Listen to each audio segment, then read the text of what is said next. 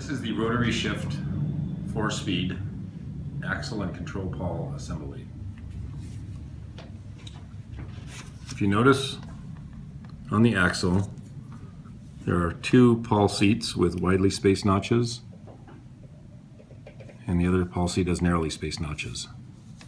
Start with the widely spaced notches, lay a bead of grease in the pawl seat, and lay in the long control pawl, and then with the spring elbow facing in, insert the hook of the spring elbow into the one of the other grooves on the axle and work it around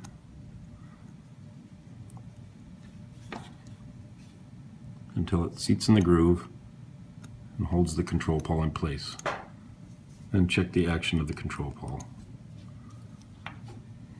Then lay some grease in the other pawl seat.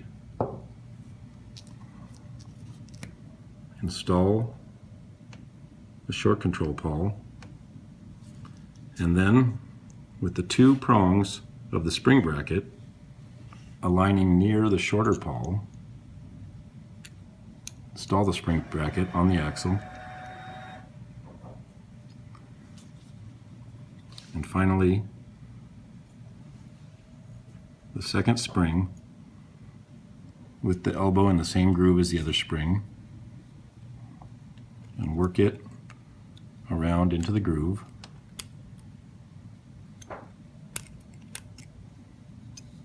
And check the action of the pawl, and then you're done.